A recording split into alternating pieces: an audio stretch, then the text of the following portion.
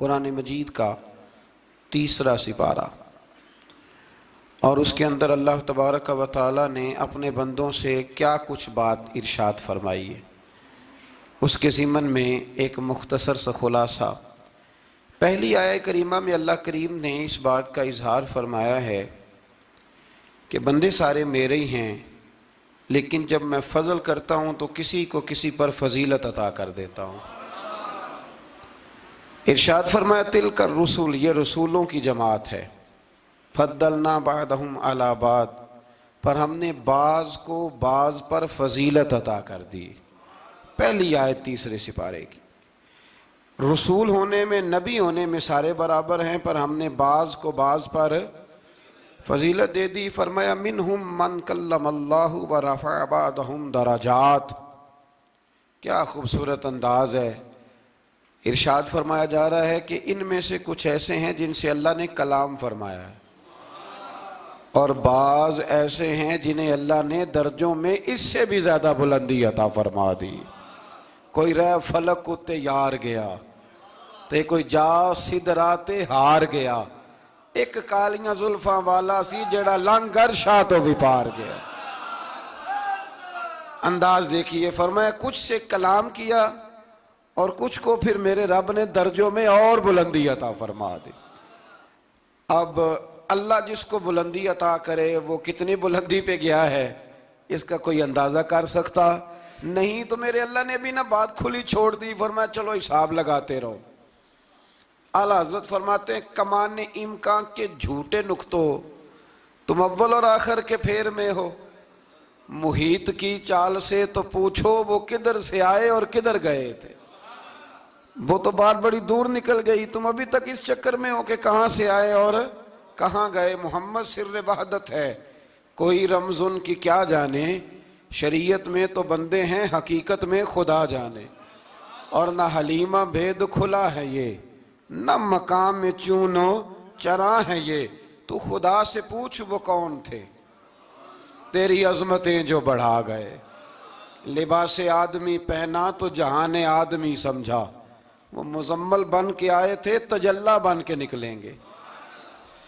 تو پہلی آیت میں ہی اللہ تعالیٰ نے اپنے انبیاء کی اور اپنے محبوب کی عظمت کو بیان فرمایا۔ پھر اللہ تبارک و تعالیٰ نے اس سے اگلی آیات کے اندر اپنی راہ میں خرچ کرنے کا حکم دیا، اور پھر آگے بڑھ کے نا اللہ تبارک و تعالیٰ نے اسی پارے میں وہ عظیم آیت ارشاد فرمائی جسے آیت الکرسی کہا جاتا ہے۔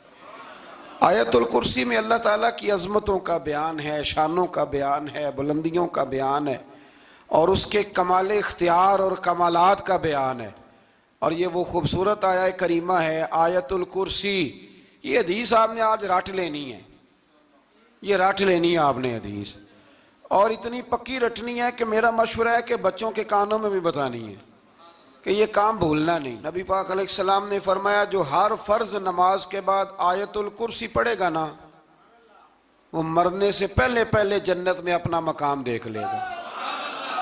اب اس سے بڑی فضیلت کیا ہوگی کہ مرنے سے پہلے پہلے۔ امام سیوطی علیہ رحمہ نے اس حدیث کو نقل فرمایا۔ اللہ کریم نے نا آیت الکرسی کے فوراً بعد ارشاد فرمایا لا اکراہ فی الدین، اس دین میں سختی کوئی نہیں۔ تو یا اللہ پھر کیا ہے؟ وہ جو کافر بڑا اعتراض کرتے ہیں نا کہ دین تلوار سے پھیلا ہے، تو دین ان لوگوں نے فوجوں کے ذریعے پھیلایا ہے۔ تو اللہ تبارک و تعالیٰ نے 3 پارے کی آیت نمبر 256 میں وضاحت فرما دی کہ دین میں کوئی جبر نہیں ہے۔ ہاں ہم نے صورتحال واضح کر دی ہے، حق بیان کر دیا ہے۔ اب جو بندہ انکار کرے گا اس حق کا وہ شیطان کے ساتھ ہے، اور جو ایمان لے آئے گا تو پھر اس نے ایک مضبوط چیز کو پکڑ لیا ہے، اور اس مضبوط چیز کو پکڑا ہے جس نے کبھی کھلنا نہیں ہے۔ فرمایا دین میں کوئی جبر نہیں، سختی نہیں، لیکن نا دل اللہ کے کنٹرول میں ہے نا سارے، تو اللہ اگر چاہے تو سارے کافروں سے کلمہ پڑھوا دے، لیکن رب فرماتا ہے میں تمہیں حق بتاؤں گا، مان لو گے تو جنت ہے، نہ مانو گے تو جہنم ہے۔ تو اس لیے جبر والی بات کوئی نہیں۔ آگے اللہ تعالیٰ نے نا اسی پارے میں ارشاد فرمایا کہ اے محبوب علم تری الی الذی حاج ابراہیم فی ربہ، یہ بھی ایک انوکھی فطرت ہے انسان کی جس کو اللہ تعالیٰ نے اس پارے میں بیان فرمایا۔ محبوب آپ نے اس شخص کی طرف نہیں دیکھا جو حضرت ابراہیم سے جھگڑا کر رہا تھا ان کے رب کے بارے میں؟ جھگڑا کیوں کر رہا تھا؟ ان آتاہ اللہ الملک، کیونکہ اللہ نے اسے ملک عطا فرمایا۔ اللہ نے بادشاہی دیا تو وہ اللہ کے معاملے میں جھگڑے کرنے لگ گیا، وہ کہتا ہے میں ہی رب ہوں۔ تو حضرت ابراہیم علیہ السلام نے فرمایا میرا رب تو وہ ہے جو زندہ کرتا اور مارتا ہے۔ تو بیوقوف نے دلیل کیا دی؟ نمرود کہنے لگا میں رب ہوں، تو فرمایا میرا رب وہ ہے جو زندہ کرتا اور مارتا ہے، تو کہتا ہے میں بھی زندہ کرتا ہوں مارتا ہوں۔ دلیل کیا ہے؟ ایک سزائے موت کا قیدی منگایا اور حضرت ابراہیم علیہ السلام کے سامنے کہنے لگا بھی تمہاری سزا کیا تھی؟ وہ کہنے لگا کل پرسوں پھانسی ہونے والی تھی۔ کہنے لگا جاؤ تم آزاد ہو۔ کہنے لگا دیکھ لو میں نے زندگی دے دی نا، حالانکہ یہ پرسوں مر جاتا۔ اور ایک بے گناہ کو پکڑا، تلوار ماری اور قتل کر دیا۔ کہنے لگا دیکھو میں بھی تو زندگی اور موت دیتا ہوں۔ اب حضرت ابراہیم اس کی اس دلیل پر اعتراض کر سکتے تھے، آپ نے خاص غور کرنا ہے بات پہ۔ اعتراض کر سکتے کہ تو پاگل ہے، زندگی تو یہ ہے نا کہ جس کو تلوار سے مارا ہے اسے اٹھا کے دکھا، یہ اعتراض ہو سکتا تھا۔ لیکن جب کوئی بیوقوفوں جیسی دلیل دے نا، تو علم مناظرہ کا اصول یہ ہے کہ پھر اسے اس کی زبان میں جواب دیا جاتا ہے، پھر اس کو یہ نہیں آپ کہیں گے کہ یہ تو نے کیا کیا۔ اب جس طرح کا منہ ہوگا تھپڑ بھی، یہ بزرگوں کی مثالیں ہیں نا، تو اس نے کہا جی دیکھو میں نے بھی بندہ ایک زندہ کر دیا ایک مار دیا ہے۔ اب یہ اس کی بیوقوفوں جیسی دلیل تھی، لیکن چونکہ بندہ ہی بیوقوف تھا تو اس کی اس کو سمجھ نہیں آنی تھی، تو حضرت ابراہیم نے دلیل بدل لی اور آپ فرمانے لگے چلو پھر اگر یہی بات ہے تو میرا رب وہ ہے جو سورج کو مشرق سے نکالتا ہے اور مغرب میں غروب کرتا ہے۔ تو اگر رب ہے نا تو اس طرح کر فاتی بہا من المغرب، تو اسے مغرب سے نکال۔ چل یہ تو نے زندہ مردہ کر کے دکھا دیا نا، تو مغرب سے نکال۔ فبہت الذی کفر، تو کافر پریشان ہو گیا اس لیے کہ وہاں سے نکال سکتا نہیں تھا۔ تو جب آپ کسی سے گفتگو کرتے ہیں نا تو الجھے نہیں، بات ایسی کریں جس کا کوئی جواب موجود نہ ہو۔ یہاں مفسرین نے ایک بڑی شاندار بات لکھی ہے۔ مفسرین کہتے ہیں کہ اگر وہ یہ کہہ دیتا نا یہاں پہ، کیونکہ بیوقوف تھا نا کہہ نہیں سکا، اگر کہہ دیتا نا کہ مشرق سے تو میں نکالتا ہوں، تو آپ اپنے رب سے کہیں وہ مغرب سے نکالے۔ تو مفسرین کہتے ہیں اگر حضرت ابراہیم فرما دیتے نا تو رب کریم نے سورج مغرب سے بھی نکال دینا تھا، لیکن فبہت الذی کفر، وہ یہیں پہ نہ رہ گیا۔ اللہ کے بندے ہیں نا، امام اعظم ابو حنیفہ رحمت اللہ علیہ کے سامنے ایک دہری آ گیا، وہ کہتا تھا کہ ساری مخلوق خود بخود بنی ہے۔ تو امام صاحب نے بھی علم مناظرہ کے ساتھ اس کے ساتھ گفتگو کی۔ وہ کہنے لگا جی خود بن گیا سارا کچھ۔ تو امام صاحب کہنے لگے چل چھوڑ، کل بات کریں گے تیرے ساتھ۔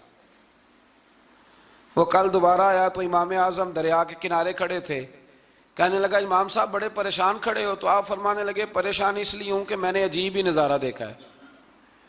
ابھی ابھی ایک درخت خود بخود کٹا ہے اور خود بخود اس کے تختے بن گئے، خود بخود رندا چلا ہے، خود بخود کشتی بن گئی ہے، خود بخود دریا میں اتری ہے، اور خود بخود کچھ بندوں کو ادھر لے کے آنے لگ گئی ہے، کچھ کو یہاں سے ادھر لے کے جانے لگ گئی ہے، سارا کچھ خود۔ وہ کہنے لگا حضور سیانے بیانے بندے ہیں، کبھی کشتی بھی خود بخود بنی ہے، کبھی بندے خود بخود ادھر سے ادھر بھی گئے ہیں۔ آپ فرمانے لگے کشتی خود بخود نہیں بن سکتی تو اتنی بڑی کائنات خود بخود کیسے بن گئی؟ اور اگر بندے ادھر سے ادھر خود بخود نہیں آ سکتے تو بتا یہ سورج اور چاند خود بخود ادھر سے ادھر کیسے روز چلے جاتے ہیں؟ تھوڑی دیر چپ رہا، پھر آ کے امام اعظم کے ہاتھ چومے اور کہنے لگا آپ نے تو کمال کر دیا، میرا ذہن صاف ہو گیا، مجھے کلمہ پڑھائیں، میں بھی مدینے والے محبوب کا غلام بن جاتا۔ تو پکی دلیلوں کے ساتھ گفتگو کرتا ہے قرآن پاک، پکی دلیلیں۔ یہ آیت سبق یہ دیتی ہے کہ آپ کسی سے بات کریں تو، اب چونکہ سپارہ لمبا ہے بات رہ نہ جائے، پر یہ مضمون اتنا شاندار ہے کہ میرا یہاں رکنے کو دل کرتا ہے۔ وہ ہمارا نظریہ یہ ہے کہ امام کے پیچھے سورۃ فاتحہ نہیں پڑھنی۔ اگرچہ جو پڑھتے ہیں اس پر کوئی سخت فتویٰ نہیں ہم دیتے، بعض آئمہ پڑھتے ہیں، لیکن سمجھانے کے لیے۔ امام اعظم ابو حنیفہ رحمۃ اللہ علیہ کی رائے ہے کہ امام کے پیچھے سورۃ فاتحہ نہیں پڑھنی۔ ہمارے پاس دلیل ہے، قرآن کہتا ہے جب قرآن پڑھا جائے تو خاموشی سے سنو، اور حضور کا فرمان موجود ہے مصنف ابن ابی شیبہ میں کہ امام کی قرات ہی مقتدی کی قرات ہے۔ بزرگ کہتے ہیں کہ دلیل اس طرح کی دو کہ سامنے والے کے ذہن تک بات پوری اتر جائے، آپ اسے سمجھا پائیں۔ امام صاحب نے جب یہ بات ارشاد فرمائی تو کچھ لوگ آپ سے مناظرہ کرنے آ گئے، 15-20 لوگ تھے۔ ایک ادھر سے بولتا پڑھنی چاہیے صورت امام کے پیچھے، ایک ادھر سے بولتا پڑھنی چاہیے، ایک ادھر سے بولتا۔ تو امام اعظم ابو حنیفہ فرمانے لگے تم سارے پڑھے لکھے لوگ ہو، یہ گفتگو کا طریقہ ہے؟ اس طرح بات کرتے ہیں کسی کے سامنے؟ میں اکیلا ہوں اور تم 15 لوگ ہو، کوئی ادھر سے بولتا ہے کوئی ادھر سے بولتا ہے، طریقہ کرو کوئی بات کا۔ وہ چپ کر گئے، کہنے لگے ویسے ٹھیک تو ہے، ہم تو غیر مہذب ہو گئے۔ تو امام صاحب کہنے لگے ایک بندے کو منتخب کرو، وہ میرے سامنے آئے۔ انہوں نے ایک بندہ منتخب کر لیا، وہ کہنے لگا جناب یہ ہمارا نمائندہ ہے، یہ اگر جیت گیا تو ہم سارے جیت گئے، یہ اگر ہار گیا تو ہم سارے۔ تو امام صاحب کہنے لگے کیوں منتخب کیا؟ کہنے لگے جی سارے بولیں گے تو سمجھ نہیں نہ آئے گی کوئی کیا کہہ رہا ہے، کوئی کیا کہہ رہا ہے، کوئی کہاں ہے کوئی کہاں ہے۔ تو امام صاحب کہنے لگے میرا بھی مسئلہ یہی ہے، ایک الحمدللہ رب العالمین پہ ہے اور دوسرا صراط الذین انعمت علیہم پہ ہے۔ تو میں بھی کہہ رہا ہوں کہ جو امام آگے لگا لیا نا اس پر اعتبار کرو، اس پر اعتبار کرو۔ تو دلیل وہ دیں کہ جو دلیل سامنے والے کے ذہن میں اتر جائے۔ چلیں جی تھوڑا آگے چلتے ہیں۔ اللہ کریم نے نا آگے ایک اور مثال بیان کی۔ یہ جو بہت سارے لوگوں کے دلوں میں خیال آتا ہے نا قبروں میں جائیں گے ہڈیاں گل جائیں گی سڑ جائیں گی تو کیسے اٹھیں گے، تو اسی پارے کی آیت نمبر 259 میں اللہ تعالیٰ نے ہمارا وہ مسئلہ بھی حل کیا اور 2 واقعات تفصیل کے ساتھ تیسرے پارے میں بیان فرمائے۔ اللہ کریم فرماتے ہیں کہ کیا آپ نے اس شخص کو نہیں دیکھا کہ جو ایک ایسی بستی پر سے گزرا وَهِيَ خَاوِيَةٌ عَلَىٰ عُرُوشِهَا، جو اپنی چھتوں کے بل گری پڑی تھی، یعنی بستی تباہ ہو گئی تھی۔ وہ آدمی وہاں سے گزرا، وہ حضرت عزیر علیہ السلام تھے۔ بہت سارے مفسرین کے نزدیک بعض نے یہ لکھا ہے کہ چونکہ یہاں اللہ نے کسی کا ذکر نہیں کیا تو ہم بھی کسی کو مخصوص نہیں کرتے، لیکن کثیر کی تعداد یہ ہے کہ حضرت عزیر تھے۔ آپ گزرے ایک بستی میں تو آپ نے دیکھا کہ وہ بستی تباہ حال ہو گئی ہے اور زمین پلٹ دی گئی ہے، چھتوں کے اوپر لوگ مرے ہوئے پڑے ہیں۔ تو آپ کے دل میں خیال آیا کہ یا اللہ تو انہیں کیسے زندہ کرے گا بعد موتہا، مرنے کے بعد۔ خیال آیا، اللہ کریم نے نا انہی پہ موت طاری کر دی، حضرت عزیر علیہ السلام پہ۔ ان کے پاس تھوڑا سا کھانا تھا، ایک گدھا تھا، درخت کے نیچے لیٹ گئے گدھے کو باندھ کے۔ اللہ تعالیٰ نے ان پر نیند طاری کی اور وہ 100 سال تک سوتے ہی رہے۔ وہ بے آباد بستی آباد ہو گئی، وہاں شہر آباد ہو گیا، دنیا آباد ہو گئی، زمانہ آباد ہو گیا۔ آپ جب سوئے تو آپ کی عمر مبارک 40 سال تھی، 100 سال کے بعد اٹھے، ثم بعثا، جب اٹھے قال کم لبثت، اللہ نے فرمایا کتنی دیر سوئے؟ قال لبثت یوما او بعد یوم، کہنے لگے یا ایک دن سویا ہوں یا دن کا تھوڑا سا حصہ۔ تو رب کریم نے فرمایا نہیں، آپ تو 100 سال تک سوئے رہے۔ فرمایا وہ دیکھو ذرا گدھے کی طرف، وہ گدھا جو تھا نا ان کا وہ گل سڑ گیا، ہڈیاں بکھر گئیں، اور وہ جو کھانا تھا نا پھل تھے، شربت تھا، سالن تھا، اس کا حال یہ ہے کہ لم یتسنہ، وہ باسی بھی نہیں ہوا۔ یہ ہے میرے رب کی قدرت، جس نے پہلے گل سڑ جانا تھا وہ باسی بھی نہیں ہوا، اور وہ گدھا اس کی ہڈیاں بھی بکھر گئیں۔ تو رب کریم نے فرمایا سمجھ آئی ہے میں مردے کیسے زندہ کروں گا؟ عرض کی یا اللہ ایسی سمجھ آئی ہے جو کبھی بھولے گی بھی نہیں۔ 100 سال تک سوئے رہے۔ یہ بڑا لطیف واقعہ ہے۔ حضرت عزیر علیہ السلام اٹھ کے نا تو اپنے گھر گئے تو کوئی پہچانتا ہی نہیں تھا۔ ایک بوڑھی اماں جس کی عمر بہت زیادہ ہو گئی تھی اس کو جا کے سلام لی تو آپ فرمانے لگے اس اماں سے یہ عزیر کا گھر ہے؟ تو اماں فرمانے لگی ہاں ہے تو عزیر کا، لیکن وہ تو 100 سال پہلے غائب ہوئے، دوبارہ آئے ہی نہیں۔ آپ فرمانے لگے اماں میں ہوں عزیر۔ اماں کہنے لگی کہ عزیر کی تو ہر دعا قبول ہوتی تھی، اگر آپ عزیر ہیں نا تو دعا کریں، میری ٹانگیں جواب دے گئی ہیں، آنکھوں سے نظر نہیں آتا، آپ دعا کریں، اگر آپ واقعی عزیر ہیں تو اللہ مجھے شفا دے دے گا۔ تو حضرت عزیر نے دعا کی تو رب نے انہیں شفا دے دی۔ حضرت عزیر کی عمر اس وقت بھی 40 سال تھی۔ حضرت عزیر کی عمر جب گئے تب بھی، واپس آئے تو، اور حضرت عزیر کا بیٹا ان سے ملا تو اس کی عمر 118 سال تھی، پوتے بھی بوڑھے تھے۔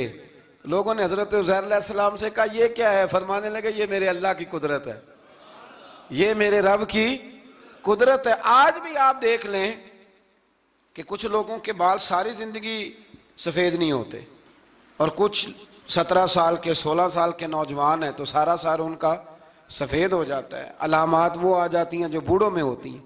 تو اللہ تبارک و تعالیٰ نے فرمایا کہ یہ ہماری قدرت ہے، اس طرح کر کے ہم مردوں کو زندہ کریں گے۔ جب مومن قبروں سے اٹھیں گے نا، مومن آنکھ کھلے گی تو کہیں گے سویرا ہو گیا، جیسے ابھی سوئے تھے نا، کہیں گے دن چڑھ گیا، تو اللہ فرمائے گے ہاں دن بھی چڑھ گیا ہے اور رب رسول کے دیدار کا نظارہ بھی تمہیں دیا جائے گا، اٹھو بڑی شاندار صبح ہوئی ہے۔ اور کافر جب اٹھے گا تو کہے گا اوہو اب میرے لیے کیا نئی سزا ہے۔ تو اس سے بالکل آگے متصل حضرت ابراہیم علیہ السلام کا وہ واقعہ اسی پارے میں ذکر کیا گیا ہے۔ جب حضرت ابراہیم علیہ السلام نے کہا تھا کہ اے اللہ مجھے دکھا تو مردے کیسے زندہ کرے گا، تو رب کریم نے فرمایا یقین نہیں، عرض کی یا اللہ اطمینان قلبی کے لیے۔ ایک علم الیقین ہوتا ہے، ایک عین الیقین ہوتا ہے، ایک حق الیقین ہوتا ہے۔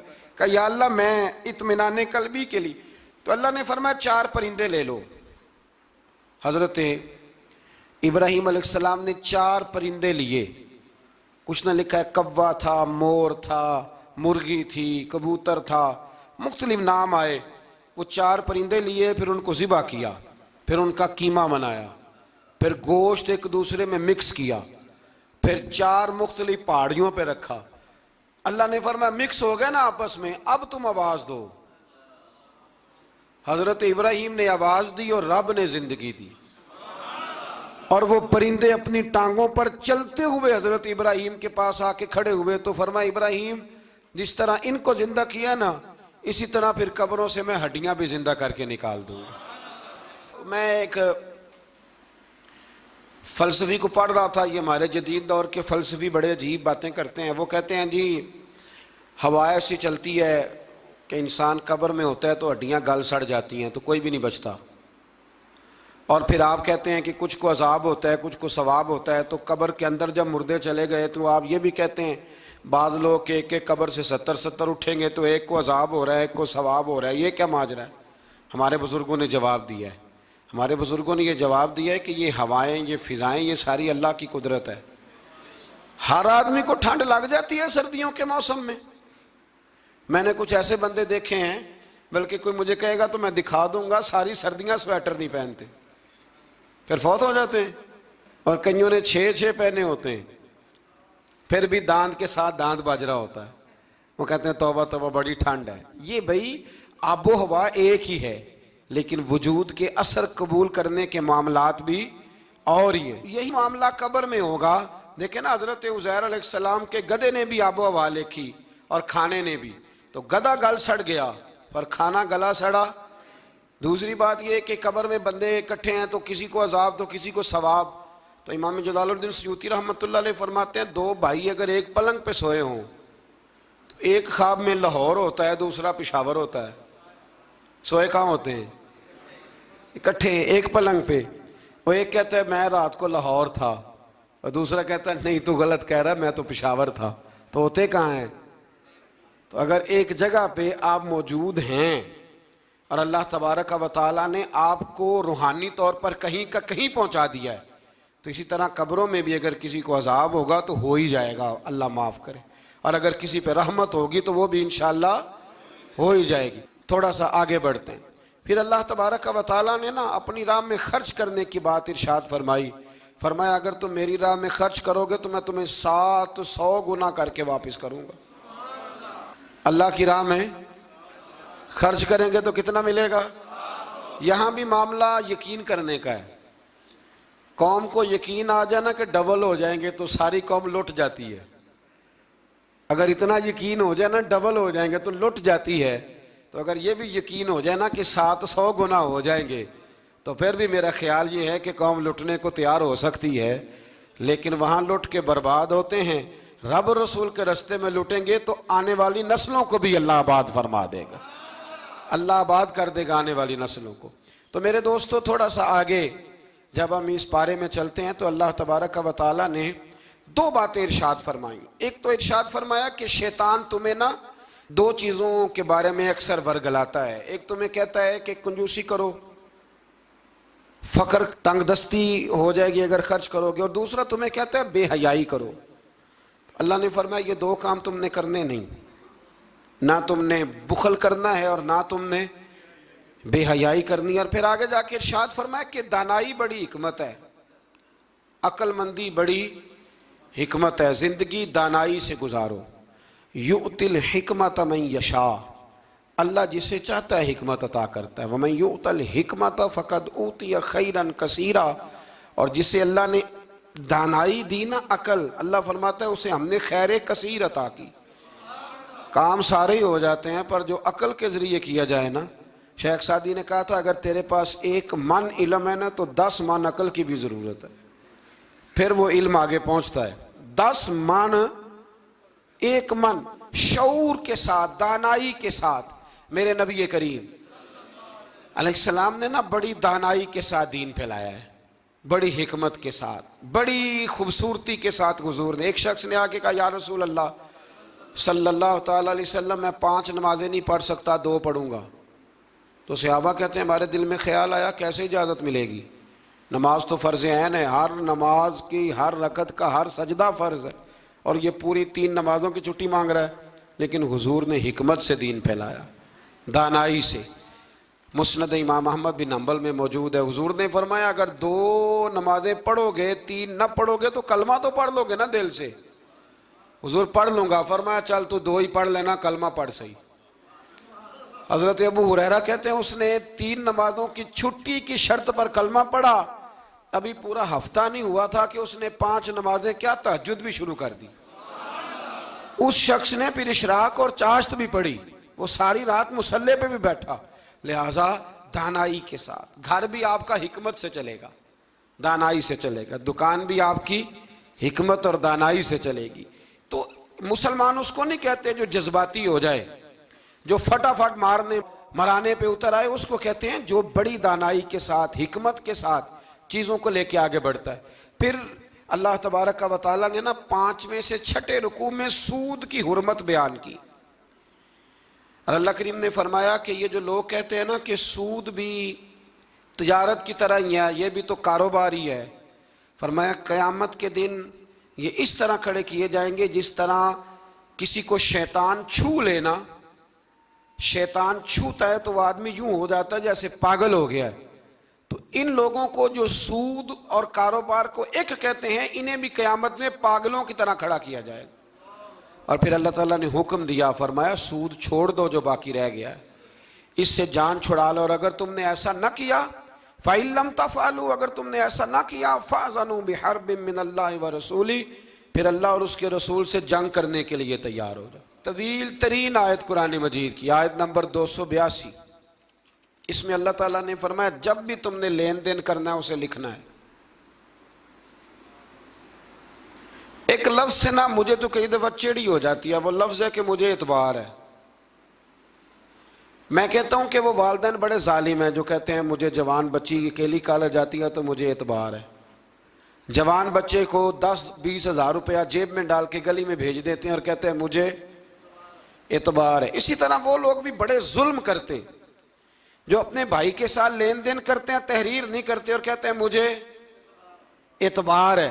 اللہ کو بھی تو اعتبار ہے نا اپنے بندوں پہ. تو رب فرماتا ہے میرے بندو جب لین دین کرو تو اسے لکھ لو. یہ قرآن کا حکم ہے, یہ میرے رسول کی سنت ہے, یہ میرے نبی کا طریقہ ہے. جب بھی لین دین کریں اسے تحریر کریں, اسے طے کریں, اچھے طریقے سے نوٹ کریں, تاکہ وہ کسی جگہ پہ جا کے بھی کوئی معاملہ بھی کمزوری کا باعث نہ بنے. تو اس آیہ کریمہ میں اللہ کریم نے یہ بھی ارشاد فرمایا کہ للہ ما فی السماوات و ما فی الارض، آگے جا کے فرمایا کہ زمین آسمان میں جو کچھ بھی ہے ان سب کا مالک اللہ ہے. ہمیں اللہ نے جو کچھ دیا نا وہ استعمال کرنے کے لیے دیا ہے. اگر ہم مالک ہوتے تو قیامت میں حساب نہ دیتے. مالکوں نے کبھی حساب نہیں دیا، حساب تو منشی دیتے ہیں. اللہ نے ہمیں استعمال کرنے کے لیے چیزیں دی ہیں، اس لیے اللہ فرماتا ہے ثم لتسألن یومئذ عن النعیم، قیامت میں نا میں تم سے ایک ایک نعمت کے بارے میں سوال کروں گا. تو یہ ساری امانتیں ہیں اللہ کی، جتنا کچھ ہمارے پاس ہے، وہ کوئی بھی صلاحیت ہو، کوئی بھی قوت ہو، تو اس کو صحیح صحیح استعمال کریں امانت کو. پھر میرے عزیز، اللہ تبارک و تعالیٰ نے نا اس سورہ مبارکہ کے آخر میں ہمیں ایک دعا سکھائی ہے. وہ بڑی شاندار دعا ہے، ہر چیز طلب کرتی ہے کہ اس کو پڑھا جائے، دیکھا جائے، پر اس دعا کے آخری لفظ یہ ہیں واعف عنا، اللہ ہم سے درگزر فرما. اور آخری لفظ یہ ہیں کہ واغفر لنا، اللہ ہمیں بخش دے، وارحمنا، اور اللہ ہم پہ رحم فرما، اس لیے کہ انت مولانا، تو ہی ہمارا مددگار ہے. فانصرنا علی القوم الکافرین، اللہ کافروں کے مقابلے ہمیں ہماری مدد فرما. تو پھر آگے سورہ آل عمران شروع ہوتی ہے. سورہ آل عمران کے بالکل ابتدا میں اللہ کریم نے فرمایا کہ قرآن پاک میں دو قسم کی آیات ہیں. کچھ آیات بالکل واضح ہیں اور کچھ آیات ایسی ہیں کہ جو متشابہ ہیں، جن کو سمجھنے کی ضرورت ہے. تو فرمایا جن کے دلوں میں کجی ہے نا، کھوٹ ہے، وہ متشابہ آیات کے پیچھے جاتے. کچھ آیات بالکل واضح ہیں، کچھ کو سمجھنے کی ضرورت. تو دو لوگ قرآن پڑھ پڑھ کے فساد برپا کرتے ہیں، یہ وہ لوگ ہیں جو متشابہات کے پیچھے لگتے ہیں، واضح آیات کی طرف نہیں جاتے.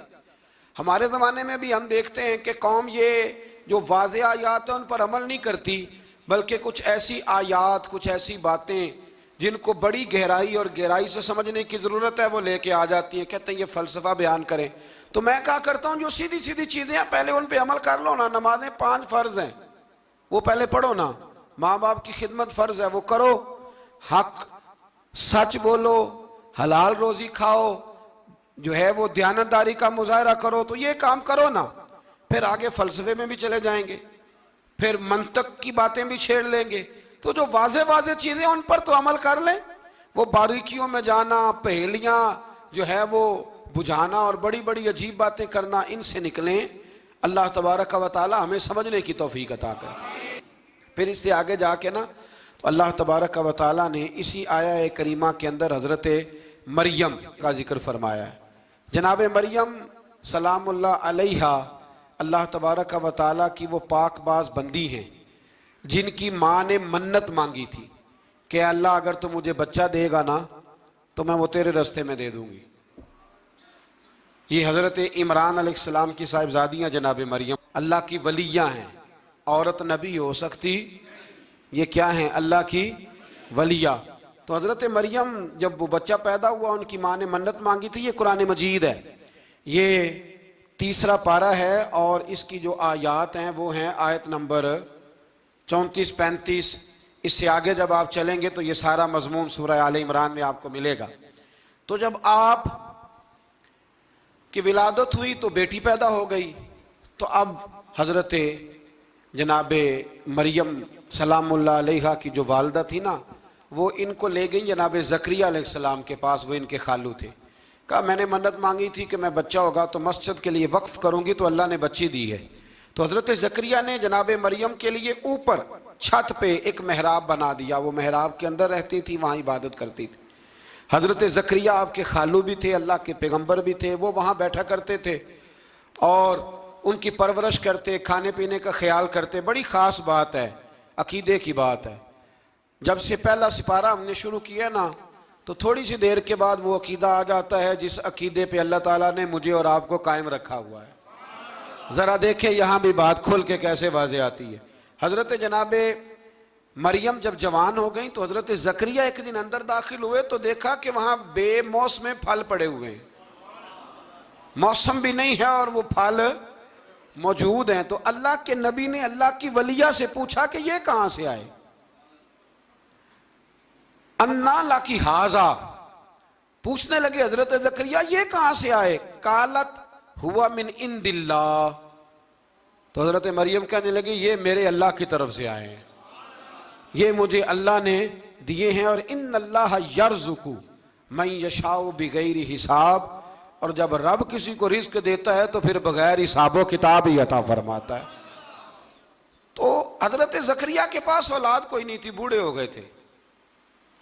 جب دیکھا نا کہ اللہ کی ولیہ کو اللہ نے بے موسم پھل دے دیے ہیں، تو خیال آیا کہ میں بھی بوڑھا ہوں، میری بیوی بھی بوڑھی ہے، تو اگر رب اپنی ولیہ کو بے موسم پھل دے سکتا ہے اور دیتا ہے اپنے کرم سے، تو اپنے نبی کو بھی تو بغیر موسم کی اولاد دے ہی سکتا ہے نا۔ اب موسم تو گزر گیا، بڑھاپا آ گیا، لیکن وہاں کھڑے ہو کے حضرت زکریا نے دعا مانگی، رب نے قبول فرمائی، اور حضرت یحییٰ علیہ السلام حضرت زکریا کو عطا فرمائے۔ تو اگر ولیہ کی محراب کے پاس کھڑے ہو کہ اللہ کے نبی دعا مانگے تو رب قبول فرماتا ہے، تو ہم داتا علی اجویری کے مزار پہ جا کے دعا مانگے تو، ہم غوث اعظم جیلانی کے مزار پہ جا کے دعا مانگے تو۔ امام شافعی فرماتے ہیں جب بھی کوئی مشکل پیش آتی ہے میں امام اعظم کے مزار پہ جاتا ہوں اور قریبی مسجد میں 2 نفل پڑھ کے ان کے مزار پہ دعا مانگتا ہوں، اللہ میری ہر مشکل کو آسان فرما دیتا ہے۔ تو بھئی یہ تو قرآن مجید کی آیات ہے نا، ان کو تو کھول کے دیکھو نا، کوئی اور معنی اس آیت کا، کوئی اور تفسیر، کوئی اور مفہوم۔ حضرت زکریا اس کے علاوہ بھی تو دعا مانگ سکتے تھے نا، لیکن انہوں نے جناب مریم کے پاس بغیر موسم کے پھل دیکھے تو دعا مانگی، بغیر موسم کے پھل دیکھے، اور یہ بھی اللہ کا فضل ہے کہ ولیہ کے پاس دیکھے تو ولیوں والا مسئلہ حل ہو گیا۔ اگر وہ نبی ہوتی تو لوگوں نے فٹافٹ کہہ دینا یہ تو نبیوں کی بات ہے۔